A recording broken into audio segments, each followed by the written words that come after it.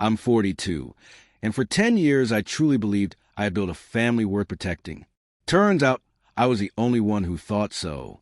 My wife, Marianne, and I met 12 years ago when I was opening my second restaurant in Charleston. She was a widow raising her teenage daughter, Lily. Marianne was captivating, sharp, graceful, and subtly condescending in a way that felt like charm back then. I mistook her control for confidence.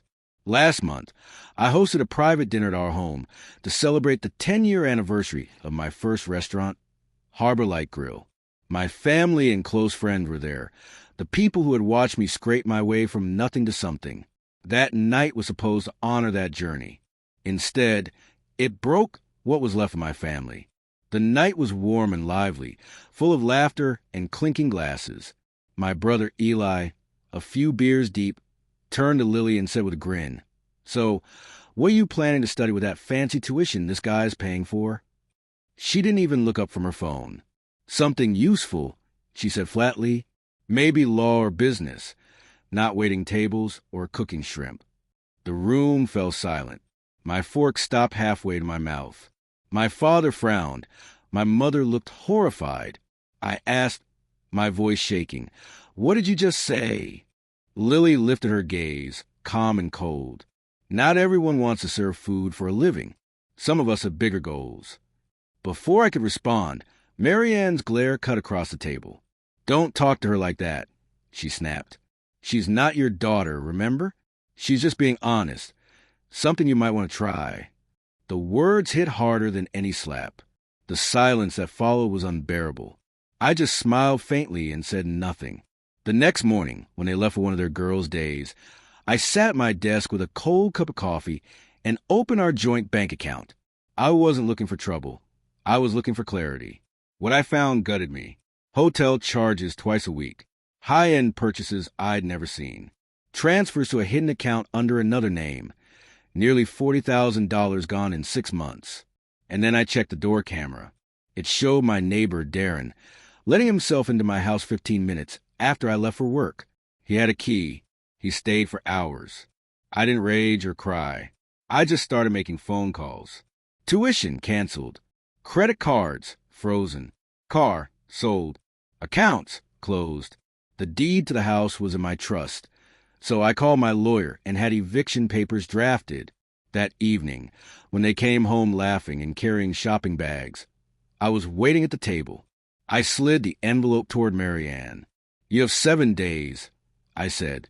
She blinked. "What is this?" "Eviction notice," I replied.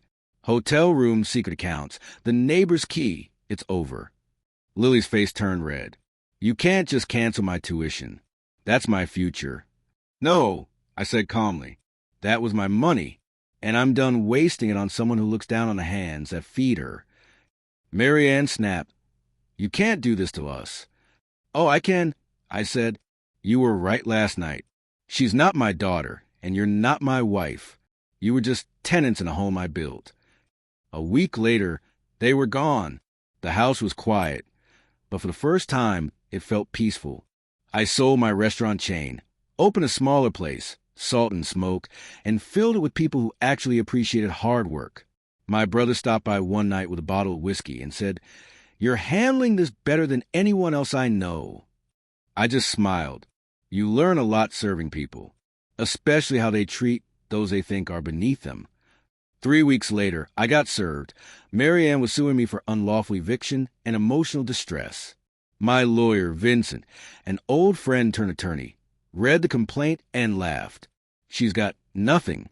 You got every receipt, video, and message." She wanted revenge, not justice. Gossip spread. The chef whose wife cheated. The man who threw his family out. But rumors fade when you stop feeding them. I sold the house, bought a small place near the marsh, and focused on what mattered. At the local culinary school where I volunteered, I met Arya, a 27-year-old student with raw talent and a relentless drive. She reminded me of myself before life burned me down. One evening, while cleaning up after class, she asked, "Do you ever stop being angry?" I paused. "Not really. You just learn to cook with a fire instead of letting it burn you." She smiled. "That's poetic." I laughed. or just what happens when life overcooks you. Months passed. Salt and Smoke grew into something real. I found purpose again. Through mutual friends, I heard Marianne's life had fallen apart. Darren disappeared when the money ran out. Lily dropped out of college after losing funding. They were renting a one-bedroom on the edge of town. I didn't take joy in it, but I won't lie. It felt like justice. A year later, Arya graduated top of her class. I made her sous chef. She worked like her life depended on it. And slowly, that empty space inside me began to feel full again, not with romance, but with peace. Almost 2 years after that infamous dinner, Marianne showed up at Salt and Smoke. She looked worn, smaller somehow. "Evan," she said softly, "can we talk?" We sat by the window. Her hands trembled. I just wanted to say I'm sorry. For that night. For everything. I thought if I made you feel small, I'd feel bigger. I studied her. "I forgave you a long time ago," I said. "But forgiveness isn't forgetting." She swallowed hard. "I'm not here for money. I just wanted to say we're trying to make things right. Lily's working now. We're getting by." "That's good," I said, standing. "Keep doing that." She frowned. "That's it? After everything we had?" I smiled faintly. "We didn't have anything, Marianne. We borrowed comfort until it ran out. And when it did, you showed me who you really were." She whispered, "You'll regret letting me go." I paused, looked her in the eye, and said, "I already did once. Never again." Then I walked back to my kitchen, my world, and didn't look back. Now, when people ask me about failure, I tell them this. Losing everything isn't what breaks you. It's realizing you were holding on to nothing.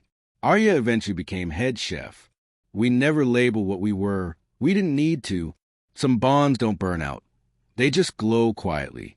Sometimes, when I drive past my old neighborhood, I see that house and think how small it looks now. Above my desk, there's a framed quote that says, "Sometimes losing everything is how you learn what was never yours to begin with." And that's the truth. Peace doesn't come from love that stays. It comes from loving yourself enough to walk away from what doesn't.